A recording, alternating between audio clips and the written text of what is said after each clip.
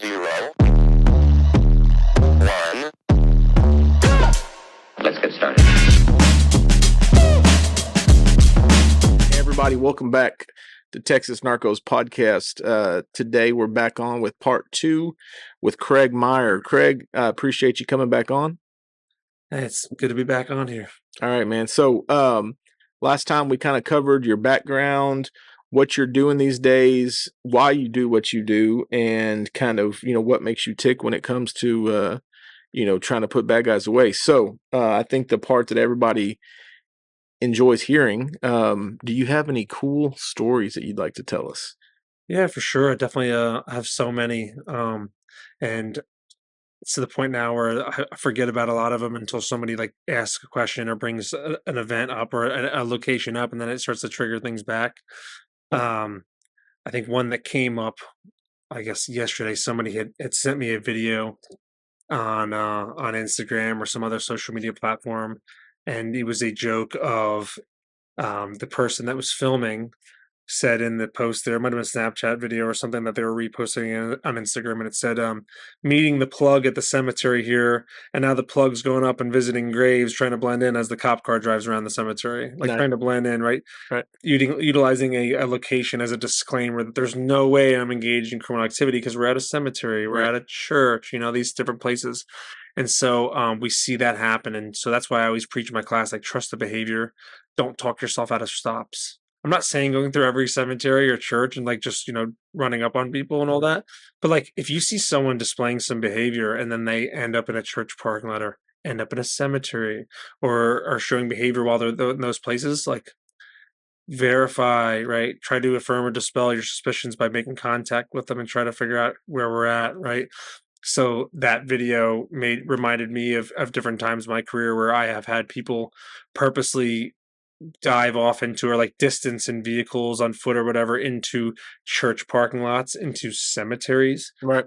into hospital lots, these different places that make an officer think there's no way they're engaged in this activity because they're going here, they're God-fearing, they're mourning, they have a medical emergency, right? These disclaimer locations.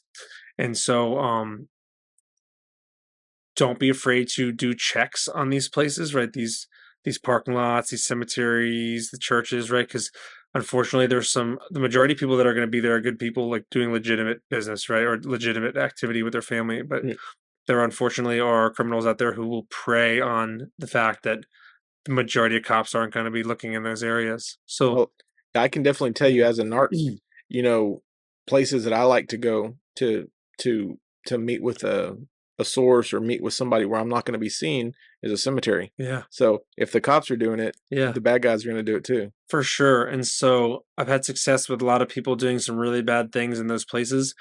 And somebody sending me that video triggered a memory of an arrest I liked a lot. That I got a really serious predator off the street as a result of it. So it was on patrol, day shift. I'm doing a check at the cemetery, and I see a woman's purse left on the ground with all their stuff in it in front of one of the buildings there on the property. There's no one around. And so it's kind of odd, I'm like, oh, I want to know, did they leave their purse here? What's the deal with it? So I look in and I see an ID in there, the abandoned property. I see an ID in there and I run it and it comes back to someone who's, I believe they were showing missing. They had some mental health issue, like they were severely handicapped as a result of their mental health issue, like the mental, mental culpability of someone who's like very little or young. Right, And meanwhile, this person was probably in their late 20s, early 30s, a female. And so I looked around the area and I couldn't find her anywhere. And so I just kind of put that thought in the back of my head, and it's something I revisit later. So hours go by in the afternoon and I am driving past the same cemetery and I see this blue Dodge Durango backed into the cemetery with the front driver doors and passenger doors open, and it's facing the entry exit of the cemetery, like position of hypervigilance, being able to see who's coming in and out. We see a lot of people backed into places, wanting to see when cops are coming and going and people. And I drive in there and I see this dude now, this male, and he looks very alert. And now he's standing behind the driver door as a barrier between me and him. And he's watching me through the window. And I see this female in her late 20s and I don't recognize her at the time, but she then sits down next to this building, like a cemetery building that's there. She sits down Indian style on the ground, almost kind of like a little kid, even being in her late 20s. And that's when I started to realize, I was like, oh, that's the girl from the driver's license. And I was like, Wow. what's going on? What's the connection with this dude? So I play it cool. I already get another unit rolling up to me because it's just not a normal situation. And I go up to the dude, I'm like, hey, what's going on, man? What are you doing? And he won't come out from behind the door. He's acting very strange. I look in there and I see boxes of mail, people's mailboxes, and like cardboard, like boxes, actually like UPS boxes and stuff in the back. Mhm. And some of them are open, some of them are closed. I see that he has his phone like positioned up on there, and he's got like blankets and pillows laid down in the car, and all these things are very odd to me. And the female is not responding, like she's not speaking. Come to find out later that she's mute, that doesn't can Wow. speak, very handicapped. I get another unit over there.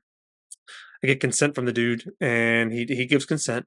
And I find methamphetamine in the car. I find that he had his phone up playing porn on the camera with the bed laid down.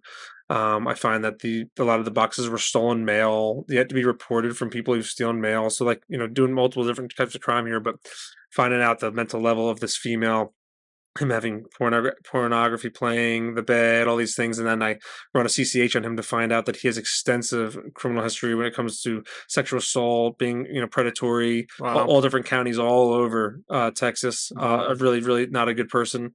I don't want to even think about what he was about to do to this female that he'd gotten to the cemetery, and he couldn't tell me why he was at the cemetery or there. And he just was, he wasn't visiting anybody. He was just utilizing the location as a disclaimer of just not wanting to be bothered, not being interrupted. And so we're able to get this adult female female who had a lot going on back to her family safely, and we're able to take this guy into custody for felony narcotics, stolen property. In the days coming from that, I got calls from agencies further down toward South Texas wanting to know what my contact with him was, letting me know how much of a predator and how much issues they had with him in their counties. Wow. But it just started off with, like we talked about before, being a nosy cop. Exactly. Being nosy. I saw a purse. Later, I came back again, and I saw this Right. dude back then, and it didn't make sense. And he tried to wall off and bury me with the door, and he acted very odd and strange. And I was curious, and so I made contact and worked nothing into something, and it had nothing to do with just he wasn't a drug dealer. He wasn't a gang member with a gun. He was a predator. And I've had similar instances of different levels of stuff like that by making contact with people, being nosy, Right. walking up to occupied vehicles, which is something I'm really big on and talk about in class. Like, cops aren't walking up to occupied vehicles enough and getting nosy. They're just relying on being one dimensional with traffic stops, when really you need to do the off the wall tactics and get out of your vehicle and get comfortable walking up to occupied vehicles to have the off the wall results. Now, when you say walking up to occupied vehicles, you mean during a traffic stop or No, just like like parked okay, occupied I vehicles, got you. Yeah. apartment complexes, sitting in the Yeah. car occupied, just walking up to them, and we have the right to be, right to see. Right. Lawful place Yeah. to walk up to a vehicle, make contact. If they tell us, if we have nothing, right, and they tell us, "F you, I'm not talking to you, I'm out," we have to take that, right, because that's a consensual encounter. But if Right. we're able to walk up there and immediately work up the ladder from nothing to something reasonable Right. suspicion to probable cause, then that changes the game. Yeah. So me and my partner, this happened to us this is a while back. We were at a gas station. Again, we're in plain clothes, plain car, and we pull up to a gas station and we look over at the vehicle next to us, and the dude's got a needle hanging out of his arm Mm, with a brown substance in it. yeah. And he's getting high on heroin. So I said, "Hey," I said, "check it out." So we get out and we walk over to the door. We knock on the door, and he opens up the door. He's like, "Hey, what's up?" And then, of course, we identify ourselves, and he's like, "Oh crap!" And the needle falls out, and we were Yeah. not prepared to have this interaction. We didn't have a radio with us. We didn't have Oh, handcuffs. We man. didn't have a Yeah. ticket book. We had just come back, from lunch, and Yeah. so we ended up calling on the phone to dispatch to have a unit come by, and then you know, we told dispatch we're code 4. We just need a marked unit to come by. We're gonna give this dude a ticket for PODP, Mhm. possession of drug paraphernalia. All the dope's gone now. Yeah. So, and and she's like, "Okay, 10-4. Who are you again?" And I told her, "This is who we are. Yeah. This is where we're at. Oh, we don't have a radio. We just need a marked unit, but we're code 4. Okay." Next thing I know, I hear sirens, and I'm like, "What are they doing?" And a unit pulls up. This is in a city this is in a city that's inside of the county I work, Mhm. and it's not a city unit, it's a county unit pulling up, and I'm like, "Hey, what are you running hot for?" He's like, "Well, they said that y'all, officer needs assistance over here." And I'm like, "Oh my Oh my god!" So, gosh, yeah. but yes, you know, getting up and walking around, looking in cars where people are at doing stuff and they don't notice what you're doing is definitely an awesome tactic. I've got quite a few stories about that, but we'll get to those another day on another episode. Yeah. So, is there anything else? Any other cool stories you want to talk about? Yeah, for sure. So like on the topic of walking up to occupied vehicles, we'll stick with that because it's something that came up recently. I saw another person who's in the law enforcement training community talking about how we don't do that enough. And it's something that he and I had never even talked about, but we both share that common ground on.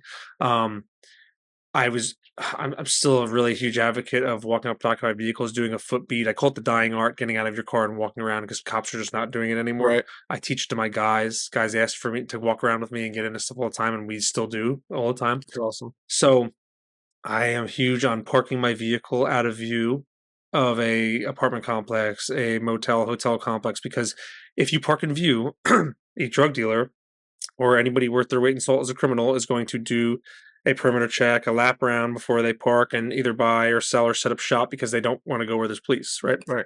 So I always park at a neighboring business out of view, hiding, okay? And then I get out and we walk on foot. We do a check, make sure our flashlight, our radio, everything's squared away. And then we start walking. Usually I'll take a partner when I do this because it's just safer that way because it's just inherently more dangerous on foot than doing a normal traffic stop from your vehicle. And it's crazy what you will walk up upon people doing when they think that there's no way a cop can walk up to them. When they think, okay, I'm in my vehicle, I'm parked, there's no way. Like they let their guards down and almost too much. They'll have dope out, guns out. They'll be doing nefarious activities wide out in the open in the car because they think there's no way, I'm good here. So excuse me. I was doing a check at a motel one night, parked out of view, and I was hiding behind a fence watching, and I was watching all these vehicles starting to make the block around the motel. I'm like, okay, a dealer probably re-upped, and now he's selling it, and everyone's driving up, right? So I snuck between two vehicles. I took a knee, and I just watched this one vehicle that was slow rolling a lot, and I walked out in the open, and they parked on their own, and I walked right up to the side of their car, like consensual encounter. Just walked right up to them. I didn't have a vehicle anywhere to block them in, nothing like that. I walked right up to the side of the car. As soon as I get up to the driver door, I see a male and a female, and they're a male driver, a female passenger. And this one, usually not the combo I show in class. Usually it's a female driver and a male passenger, but that's another conversation. Walk up to the male and the female, and they look up at me immediately, just sweat drenched down, wide eyed, that deer in headlights look, fixated on me, can barely talk. I tap on the window and I just talk to them like, "Hey, how you doing? Officer Meyer," and just getting out and just speaking to folks, checking out things. We have criminal trespass affidavit on the property, so we can stop and identify anybody out here per the property manager. But really, we're just getting out and talking to folks because we don't get to talk to good folks without talking to some bad ones too. That's why we got to talk to good folks like yourself. I don't know whether they're good or Yeah. bad, but just that, just lowering the guard, de-escalating things, calming down.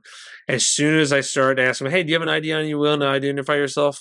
Immediately, both of them grab 2 packs of cigarettes, start banging on the cigarette pack and get their cigarettes out, which is a huge, huge pacifying behavior. Huge pacifying behavior. Someone dealing with extreme stress and anxiety that smokes or vapes, immediately in that moment, their body will feel the need to pacify with that cigarette. So the cigarette is very telling. It's a huge behavior we show over and over and over again. In and of itself, not a big deal, but coupled with everything else, it's very telling. Just like agreement behaviors and stuff. Yeah, for sure. Yeah, it's a huge pacifying behavior with smoking, the vaping, the cigarette, at the cigarette tell. So immediately they get cigarettes out. He hands me an ID. I get other units rolling my way, and I have him step out. He's willing to talk to me at the back.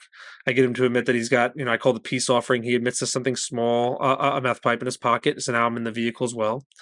And unbeknownst to me, right? So like I had seen some stuff during the first contact on the floorboard that I was kind of, but now I'm in, it was really cool. Unbeknownst to me, they had just got a room up front. They had taken all these magnetic compartments with narcotics in them that were bagged up from underneath the car and put it down on the floorboard by their feet because they were getting ready to go in their room. So like a 30-second chance encounter that I probably wouldn't have found at that time in my career. I wasn't looking under cars as much. Excuse me. So I get him to admit to that paraphernalia. I get another unit there. She keeps asking to go to the bathroom over and over and over again to take her purse. And I said, "Oh no, you're not free to leave now. You have probable cause. You're not going anywhere." So he's panicking to the point where I put him in handcuffs. He's just showing me a lot of pre-flight. He's telegraphing behavior, adjusting himself. So I already have the meth pipe on him. So I detain him and I put him in my cop car and separate him. I get her out. She's confrontational, intimidation tactics, a lot of things we show in class. And lo and behold, right in her purse in the front seat was 100 grams of methamphetamine in a Ziploc bag. So good to go. That was just Okay. the start. And then in the magnetic compartments, all by her feet, were all bagged up heroin, ecstasy, Molly, coke, heroin, you name it. They had it. They had a ledger with everything what they owed. People trying for the first time. Okay, all these different things. All right, Wow. it was good. They had a large scale, and so we were able to make a really good manufacturer delivery case. They were convicted. It was really big, but I guess, the most rewarding part about that stop was that, unbeknownst to me behind the scenes, CPS, Child Protective Services, was actively working a child removal case for their 3 kids. Wow. This was the nail in the coffin for them to go and remove the kids from the home for final removal and placing. And literally the next day, all 3 of those kids, I think there were 3, 5, and 6, or like 2, 4, and 7, somewhere in those range. Every single one of those kids tested positive for methamphetamine and heroin. Wow. Think about the life that those 3 kids are living at that house, actively with mom and dad who are at a motel at God knows what time of night on a weeknight when they should be home with the kids, selling, trafficking, felony narcotics. Okay. And the kids are at home getting into clearly Everything. methamphetamine, heroin, Everything. horrible, Yeah. horrible situation. Yeah. But this stop solidified them getting placed into other homes and having a totally different life. That's awesome. Yeah. And this was Texas? Yes, sir. That's awesome. Yeah. Man. You know, it just goes to show you that, in this particular case, it was a drug dealer. But in other cases, people that are involved in criminal activity, it can be any sort of criminal activity, and they're all going to have the same sort of indicators and stuff like that. And I talk to a lot of cops who they get excited about, they're out there on the highway, they think they're going to hit this big load, and they're like, man, I saw this behavior, I saw that behavior, this guy's got to be loaded, and then they ended up pull him over, he's got a bag of weed, or he's got warrants, or he's got, doesn't have a driver's license or something. It's like, man, all the indicators were there, all the behavior was there. He dumped his speed, he changed lanes, he did, everything that I've learned about, but it was empty. And I said, well, Yeah, but it wasn't. right. There was still criminal activity. Yeah, exactly. People have a hard time remembering that, especially as cops, right? Like, so I teach in class, like, the same behavior will show itself at low levels of criminal activity and high level ones too. Right. Is our job to find a lawful violation, get them stopped, to figure out where we're at. It is so hard for cops to understand from a civilian standpoint, how horrible a trip to jail can be, a citation can be, case can be, even at the very, very low level, a low level warrant, right? Because it's still a trip to jail. You still ruin their day. It's a horrible experience. Right. And we always think, oh, he just had this going on. It was like, the behavior was there, but it was only this. I'm like, yeah, but it was in their mind, they're loaded. Right. Their mind is loaded down. Yeah. They knew that they were doing something they were supposed to. And I debrief criminals. So I debrief my criminals too. Right. That in court, if they ever ask, have you validated any of this stuff? Because there's no science to validate the behavior. Like, I've validated it by debriefing all these criminals after the fact, literally taking me through the reaction to presence from the start to the finish. And they can never take that away from me in court. That's awesome. And that's why I started doing that. I teach my guys, hey, listen, debrief them, talk to them, Mirandize them. Most I can tell you is no, they don't want to talk. Right. Yeah. No, that's awesome. And talking about getting the kids out of that situation, after the Oklahoma City bombing back in the 90s, I believe the guy that got who did it got caught because of I think it was a license plate light out. Yeah, traffic violation. Just a cop out there. So you never know what you're going to come across. You don't know if it's going to be a terrorist. You don't know if it's going to be the guys who flew the airplanes into the World Trade Centers, had a proactive officer been out there and wherever they were at a couple of days before and pulled them over and said, you know what, something is just not right here. Let's dig in, let's get nosy. Let's see what's really going on. It could have stopped it, and so I would like to encourage people out there who have the proactive bug, who enjoy this kind of stuff. Don't get discouraged just because you're not hitting loads. Don't get discouraged just because you're not getting big seizures. Yeah. Keep it up, keep on, and because you never know what your actions and your traffic stop could lead to, you know? Yeah, So, absolutely. um, let's see. Let's talk about the border. So, everybody is talking about the border and all the influx of dope and people and, all this stuff. How how does the current crisis at the border affect you and the community that you live in and your officers in the community that you serve? You're not a border town. No, no. You're probably 4 hours from the border, I'd say. Yeah, at But least, yeah. how does the stuff that's happening down there at the southern border affect the people and the community that you serve? I think it affects in a lot of ways. I know I have a lot of friends who are DPS who are getting pulled down there all the time. So, larger scale, it's pulling a lot of our resources away and law enforcement away from up here that would normally be patrolling and being proactive here and serving the people and Mhm. being a presence here and task saturating them with being down there. A lot of the issues with uh, freely being able to come across the border repeatedly has allowed a lot of individuals to make it back over that had previously been deported. I have seen several criminals, myself included, that I've arrested that had already previously been deported, and we're now arresting them for serious felonies again. I have other officers that are not far from me that I work with that will talk about the ghost person that they end up chasing in a foot pursuit that has no license, no Right. passport on them, that's fingerprints aren't returning, that is engaged in serious criminal activity, and they're trying to figure out who those individuals are. Um, it would just we don't have the infrastructure to handle a lot of what is happening right now. It's a scary time. There are a lot of criminal gangs from different countries that are starting to band together and starting to do high level burglaries of multi-million dollar homes. Um, Luckily, we have not been plagued with those where I work, but I have talked to a lot of officers in Texas and different other states that aren't near borders. They're having these having these same issues right now. Right. Even into the Midwest, they're coming up out of across the border, and they're getting bused or going to these different places, and they're just setting up shop and plaguing, and they're bringing the type of crime trends and crime that they're good at in their home countries and making it home now here in the United States. Right. So Wow. And then, of course, the dope. I mean, I'm sure in your community that you work in, what's the biggest drug that you see currently plaguing your community? methamphetamine. Okay, the meth. Yeah, it's made the price of meth, as we know, so cheap. It's so Exactly. high quality, and Yeah. just your years ago when you had a small user amount of methamphetamine, and it was like expensive for them to get.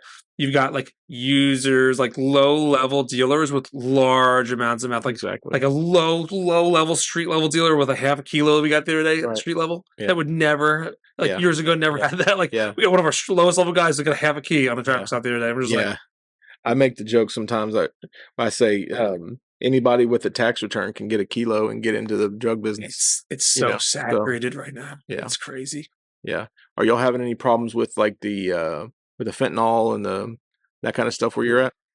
Knock on wood, man. We haven't had a lot of issues with the meth or the fentanyl trickling in. That's good. There's a lot of surrounding places that we know in Texas Yeah. that are dealing with those. Right. Coming from being originally from New Jersey as a cop, that's where I first really saw heroin and a Right. lot of the fentanyl. China white they called it because it was coming Right. from China. Right. The white powder. That's where I was really exposed to a lot of the heroin and getting a lot of bundles and bricks of heroin there and having overdoses and using Narcan so many times, more than I can count, before I moved down here. And Right. now I've been down here and I just rarely ever even see this stuff. Right. Wow.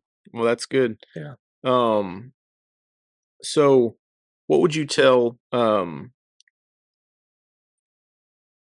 what would you tell officers as a on a the family and the social life of a narcotics officer or a proactive cop?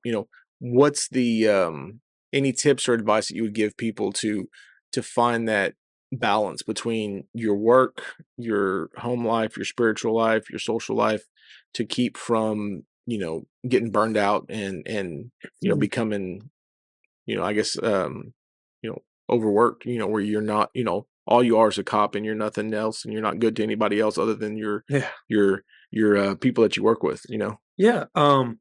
As much as I love this stuff and as much as I love to teach and travel, and I've had friendships and relationships stem from what I'm doing, don't ever let this job become your identity.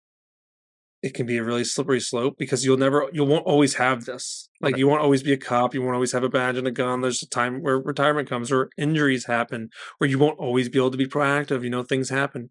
Don't ever let it become your identity. You have to compartmentalize this thing. And it's easier said than done, trust me from experience. Exactly. But you have to have other things that you dive into, like your family, or for me, like outside of the family and police work. Like, my passions are bow hunting. I love traveling and bow hunting. Fishing's big for me, but the bow hunting and the hunting in general. And that's actually kind of how I got into like being able to be comfortable speaking and filming and stuff with the whole police thing, is because before becoming a cop, I professionally bow hunted and filmed on Okay. different outdoor channels, sportsman channel. I was Oh, working that's by awesome. Hawaii for a while. I Yeah, traveled. Yeah, I did the whole thing. I was comfortable talking and being in front of the camera, that's cool. filming and producing hunts, traveling all over. That's how I ended up in Texas. I was producing Nice. South Texas, and then you know, um, met my wife, and the rest is history. But yeah, no, hunting's my passion. That's something I still do all the time, and I like guiding and hunting. And like this fall, I'm teaching in Iowa, but I'll be hunting there for 2 weeks. I drew a whitetail tag, so Oh, nice. I'll be down there hunting archery, and that's I love that stuff. That's awesome. So that's how I dive into that. Aside from the police work, though, but yeah, you have to have other outlets. Because this can be your identity, and that is a slippery slope. 100%. I definitely agree with that. So any other cool stories that you want to talk about, or anything else that you want to relay to the people out there and the people that are going to listen to this podcast? Yeah. So to my guys out there that always ask me about behavior and that are having trouble seeing it, like, whenever it comes to becoming a good proactive officer, always run your own race. Don't ever compare yourself to anyone else around you. With If they're picking it up really fast and getting on it, don't like stress it yourself out that you're not getting it. It takes time. Some people will get it really quickly, like within the first ride along. Like, I've had rookies that got in the car with me and I'm showing them behavior and they're just switched on and they're just tearing it up out there, but that's not the norm. Right. It wasn't the norm for me. It took me a really long time to learn this stuff, making a lot of mistakes through trial and error and learning this thing, putting myself through a lot of training to see what to do, what not to do, learning the hard way. And I just, it might take a little time for some people, and that's okay. You know, um, Invest in really good training, no matter who teaches it. I'm an advocate of good training, and I'm still always a master of trying to master my craft and a student of the game. I uh, I love good training and taking the best parts of everybody who is good out there at teaching and making it my own. Because you got to be multidimensional in that respect to stay alive, because we are dealing with a more violent, unpredictable adversary that is the criminal element than we've ever dealt with. There's just such not a fear of dying or shooting or attacking police like we've ever had. And so we need to be on our game. We need to be physically fit and we need to be mentally sharp. And yeah, that's my advice for everybody. Just never be complacent. Always trying to be bettering yourself as an officer out there. That's awesome. Yeah. Um, I have a question here from a listener. Um, they wanted to know, how do you deal with the haters when you're just now coming up in the game of being a proactive cop? And how do you deal with coworkers who don't want you to be better than they are, and dealing with general toxicity in the proactive police world? I get asked that a lot. And I've been there, not so much here in Texas, but before coming to this state. But they're everywhere. You will never have full support from everybody, and that's okay. I spent a lot of years early in my career just worrying about being a yes man and pleasing everybody, and you will never please everybody. There are always going to be naysayers, there are always going to be haters out there, and so you need to just be really confident and comfortable in the police work you're doing. As a patrol officer, if you're handling your calls in your zone and you're owning your zone, and in the gaps and the downtime, you were filling that with doing your checks, making your stops, making arrests, and things like that. If you were doing those things, right? Because as much as I love being proactive, like, calls for service come first, like those are the priority. And you're filling the gaps and the other downtime with being proactive, and they're still on your case, then there's nothing they can take away from you, right? Like, if you were handling your business on your zone, you're owning your zone integrity, and you are being proactive in the other time to fill the gaps, like, they can't take anything away from you. You're doing your job, and if they're still naysaying you, then being haters, then then there's nothing you can do about them. You're not going to change their mind, and that's okay. I always found that the people that are doing really well, the people that have career fulfillment, the people that are doing big things are never worried about what other people around them are doing or are not doing, because they're so worried, they're just so in their own space, like Right. in a good way. Like the people that are not happy, that have a lot of bad things going on, that aren't fulfilled, that are just jealous, like they're so worried about what other people are doing, and they're running their mouth about people what they're doing, right? Like if you ever notice, like the people who are doing really well in life they're not worried about what other people have Right. going on, because they're Exactly. cool and they're happy with what Yeah. they're doing, right? And they're not comparing themselves to others. They're running the race, Exactly. So that's the advice I would give. Like they're always going to be there. Trust me, I've been there. And early on in my career, when I didn't have this advice, I would stress about what they were thinking, and now I don't. That's awesome. So The last question, and then we're going to close out. Any advice for young officers that are wanting to get into this game, wanting to become an interdiction officer, wanting to become a proactive cop, get on some sort of specialized unit, whether it be street crimes unit or whatever case it may be? What advice would you give a young officer trying to get into this world? I would say invest in a ton of training. If you're brand new hitting the street, slow down a little bit. Watch what people are doing. Make a lot of contacts to see what normal looks like. Listen and ask a lot of questions from more senior guys. As time goes on, invest in really good training and a lot of different training, because there's going to be things from different classes that are different, but that you like, and you can blend and make your own for success where you work. Don't be afraid to ask your sergeant to go on, do a stint for a week or 2 weeks or 3 weeks or pay period or whatever it may be in a specialized unit, to see, is that something you really want to do? Because some people have their predispositions of what that might go like, or might be like when you're in that unit, and then they do their stint there and they're like, oh, it wasn't what I thought it was going to be, or it didn't go so well. So obviously the downfall of that being, maybe if you don't jive with those guys and you do your stint, it might Yeah. hem you up, but at least there will be no unknown at that point. Right. Learn from the guys who are having a lot of success, ask a lot of questions, read reports. That's one of the biggest thing I can say is, and this is what I did early on in my career. I would see the guys that are having huge manufactured delivery arrests, huge cases they're putting together, and I would read their probable cause statements, and I'd see how are they articulating things, how are they wording things, and I would make those my own. Even if it was just mentally, I'd make those my own. How are they wording things? How did they have success? How did they get into this? What did they see? Yeah. Big into that, and then case law, looking at a lot of case law in our state to see what the courts recognize as being good to go. So I know it's a lot, Yeah. but yeah, that's what I would say. It's just It's all investing good in work. yourself. That's awesome.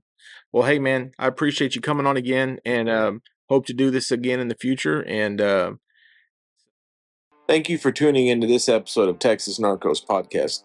We hope you enjoyed it. Remember to hit that like button, subscribe to our channel, share our podcast with your friends and family. You can find Texas Narcos Podcast on YouTube, Spotify, Apple Podcasts, and iHeartRadio.